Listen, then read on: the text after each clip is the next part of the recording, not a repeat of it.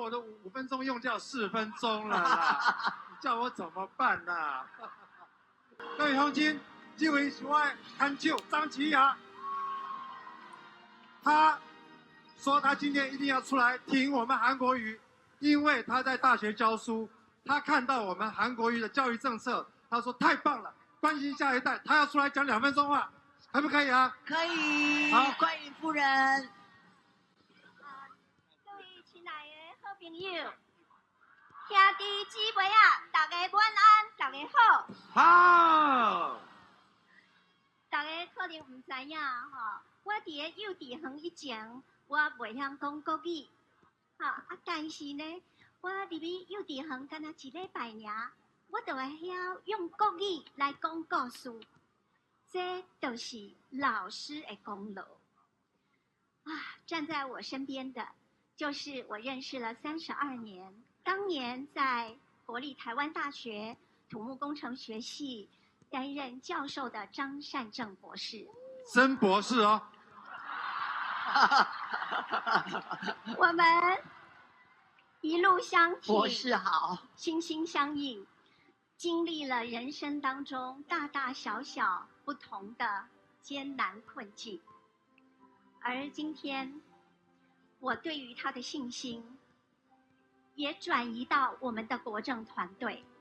我们的国政团队有许许多多来自各界的专家学者，他们共同为我们台湾的教育政策倾全力拟定最佳的政策。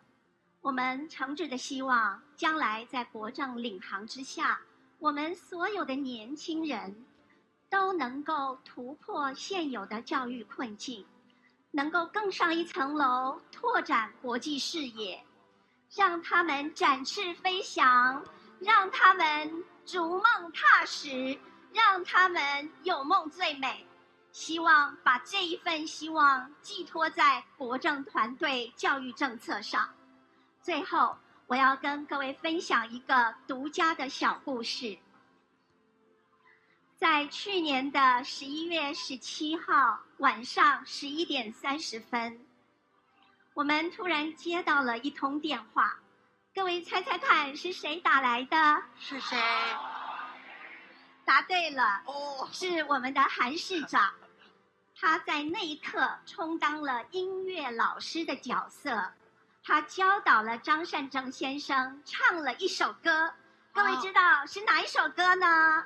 哪一首？我们俩牵着手呀，选总统，要选总统。这一首歌在网络上已经家喻户晓，所以让我们今天晚上为国政领航挺出最大的力量，让1月11号，让我们跟着台湾的年轻人共创崭新的历史飞页。谢谢。国政领航，台湾富强，迎接2020胜利。谢谢大家，我真的好感动。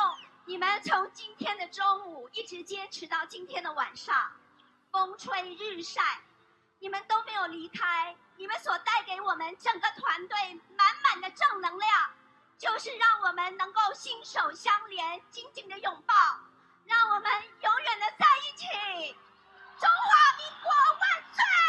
万岁！万岁！挥动你的国旗，国旗飘扬，国国旗政领航，台湾富强，国政领航，台湾富强。